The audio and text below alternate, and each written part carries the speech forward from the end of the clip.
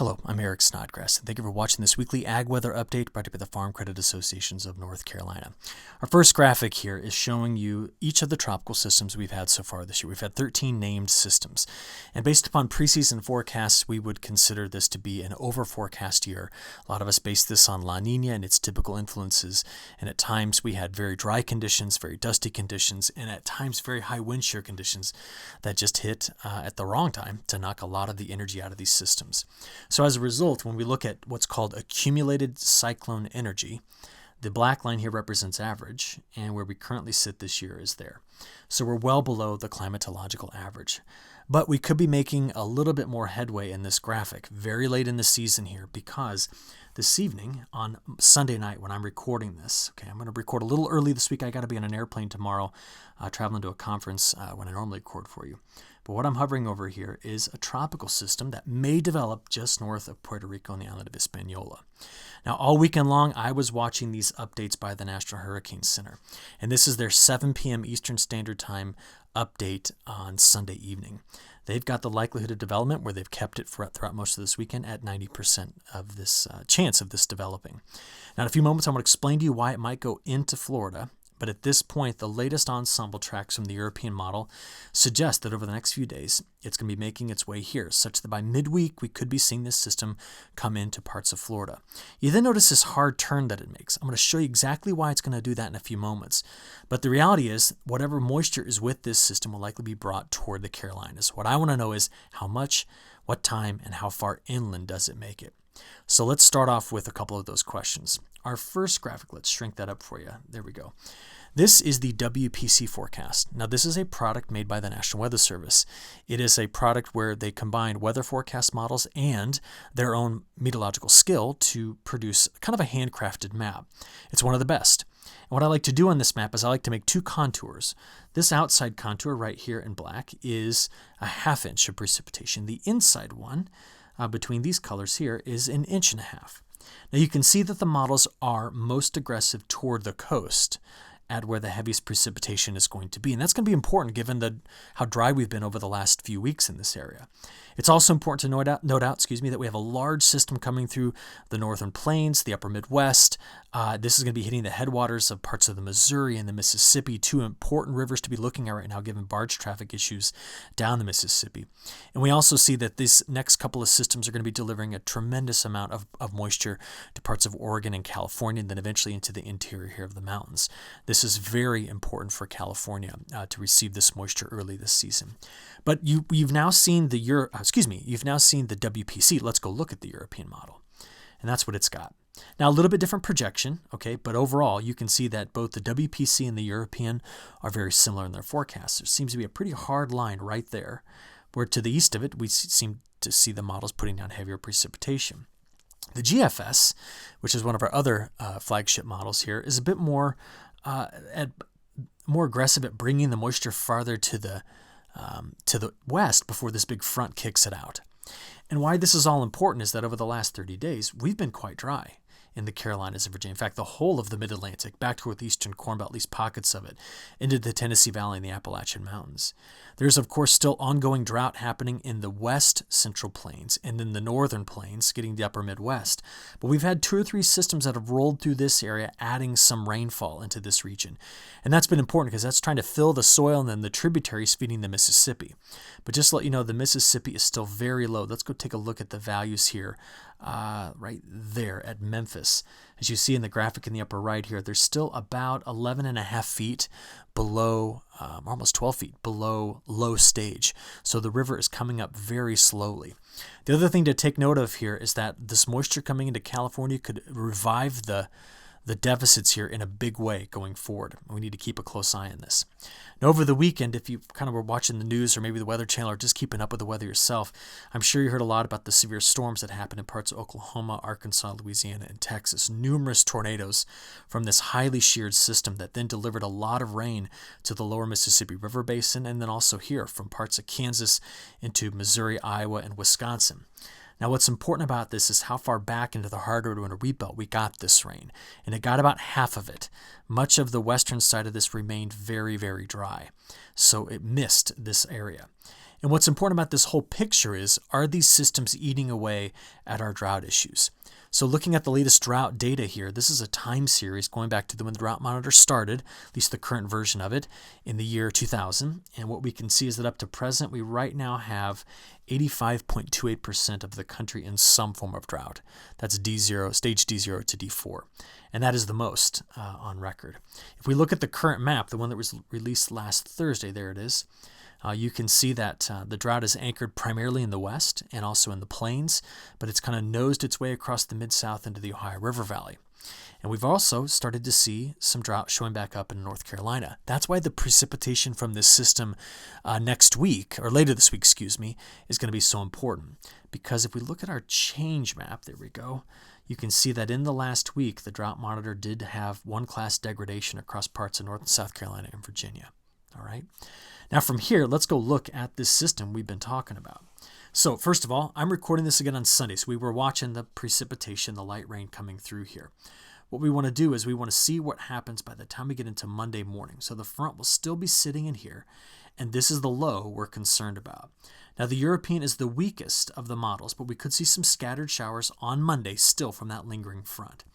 Now, what we see here is this low making its way Tuesday into Wednesday, and finally by Wednesday night, Thursday morning, hitting Florida. Been very consistent in the model forecast with it doing that. So we're going to be watching after Thursday 2 things. Now, why did it go into Florida? This high pressure cell right here is part of the culprit. Remember, there's a big ridge in the flow. There's high pressure underneath it, and the steering current is like that. So the system went north, caught that steering current, and went over like this. But this system here coming through the northern plains is going to be critical to where it goes after this. So you can see that by Thursday morning, it's sitting there for Florida. And then as we go forward into Thursday afternoon and evening, into Friday morning, this is what we got to watch. The high is now way over here. This low is over Minnesota.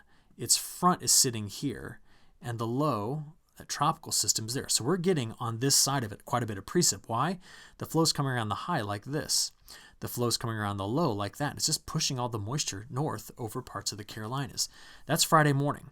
Getting into Friday midday, whoops, there we go. Then Friday evening, what's important about trying to figure out where the heaviest precipitation is going to be is the front from this system over Lake Superior is now here. So it's already starting to push this moisture east. The GFS is letting it come back farther to the west. That's why it's wetter over more of North Carolina.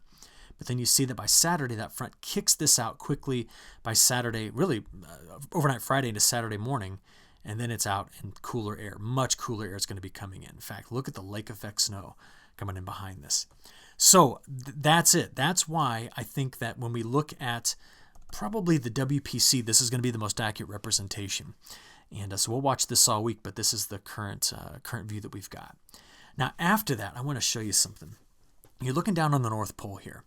And for since about October 23rd and 24th, we have seen more ridges of high pressure sitting over the Aleutian Islands and troughs of low pressure coming into the west. And they've been ejecting through the Midwest. We've seen ridging over us, which has kept us drier. Okay, now watch. As I play this forward, we already know what's happening here. There's a big ridge building here. The trough is going to cut underneath it. That little trough there is associated with the tropical system. And this is the big trough, the big kicker that's coming on the backside. So ready? This is Wednesday, Thursday. They meet and move out. Now what I'm watching at this point is this. We've got a ridge here and a trough south of it. That's a high or a low. We then start to see a ridge building towards Scandinavia. And by this weekend, let's get through it. We now have these 2 features. There's a ridge over the Scandinavian countries and a ridge over Alaska. And normally when there's a ridge that kind of arcs like this, there's lower pressure making the other side of the X. And this deep trough that you see in through here does 2 things. One, it makes us drier. Why? The flow's coming out of the northwest. You want to be in the other side of the trough where all the moisture is. It's not on the backside. 2, it's going to be colder.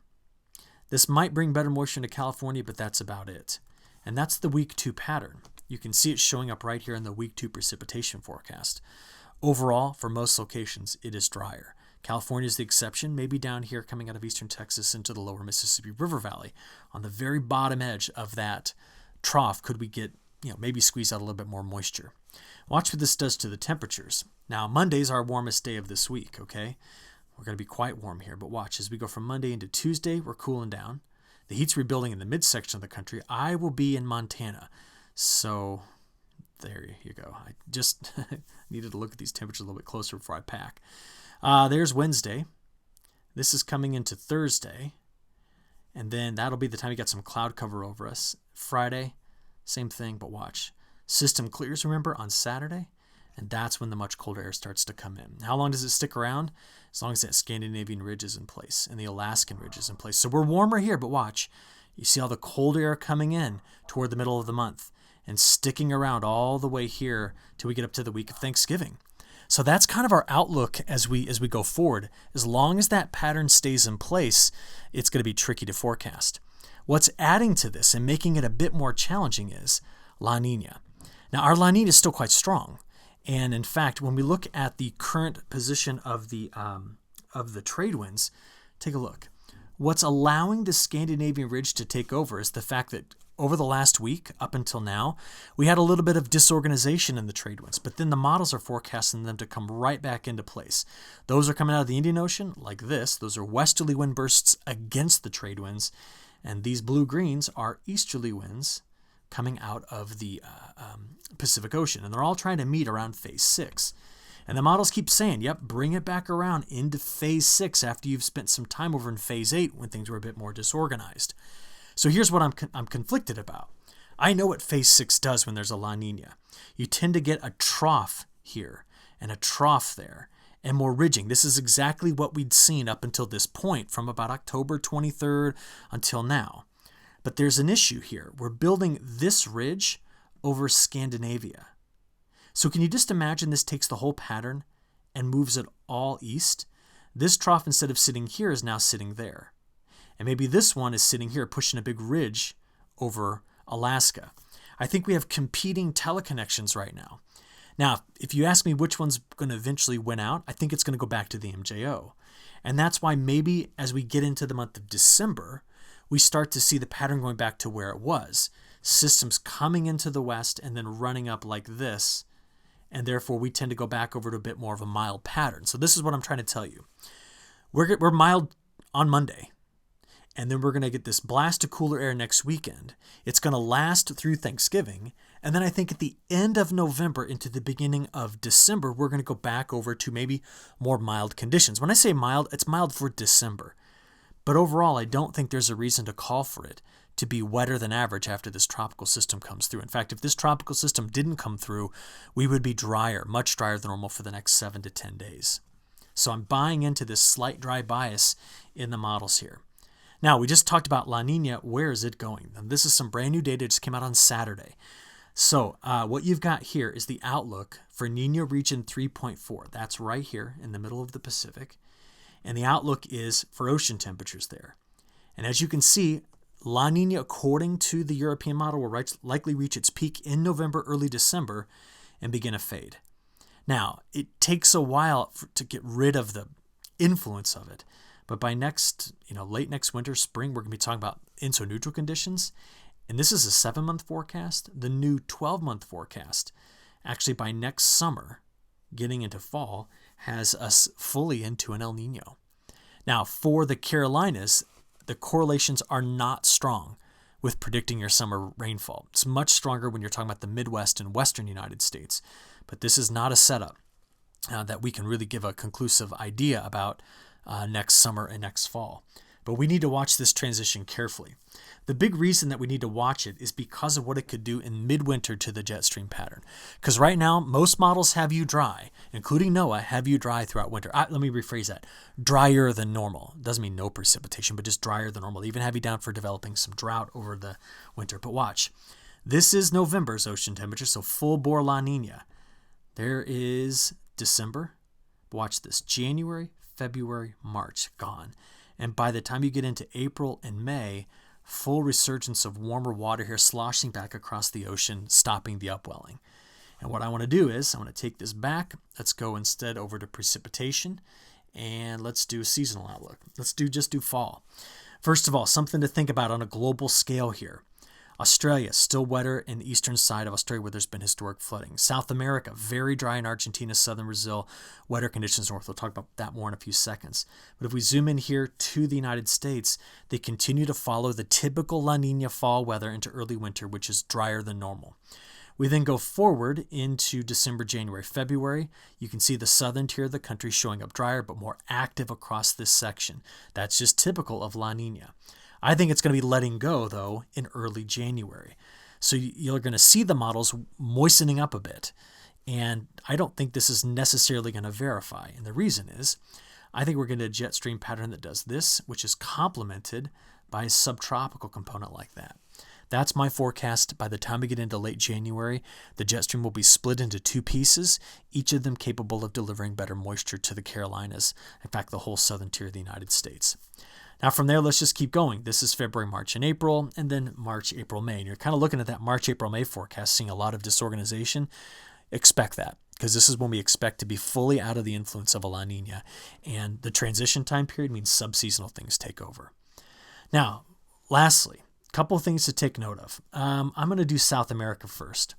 We see right now that the planting progress in Mato Grosso, this was released on Friday, is almost as fast as it was a year ago, and certainly, about 10 to 11% above normal. So we're near finished with planting soybeans, and that means that they're going to be harvesting soybeans in late December through January and early February. In the near term, some much better moisture is going to try to make it into southern Brazil about around mid-month and stick around there and possibly deliver some better rains to Buenos Aires over toward Cordoba. They are in the middle of a long-standing drought. But the bigger picture is the European model says, wait a minute, if we're bringing back in MJO phase 6, it wants to double down on that drought from mid-November to mid-December, keeping wetter north. So this will be important to watch. From there, I'm going to come back to the seasonal outlook from the model. I want to show you temperatures. And what I would like to do next is this. Seasonal temperatures, let's go to January, February, March. I think the model is painting what would appear to be too warm of a winter for much of the United States. I think it's got too warm of conditions. I think we're going to see colder air dipping through this area for much of this winter. But what I want to conclude on is Europe. Now, remember that Scandinavian high? There is the risk of a lot of North Atlantic blocking that results in Scandinavian highs. And if that takes place, much of Western Europe runs the risk of seeing colder than normal conditions. And I know you're going, wait, that's just white. I understand. But that means that we will have frequent intrusions of colder air into Western Europe. And given the supply and demand issues with energy across Europe, this could be a very important global event to be keeping an eye on. So I will watch it. I'll keep reporting back to you. And I look forward to talking again next week. Thank you.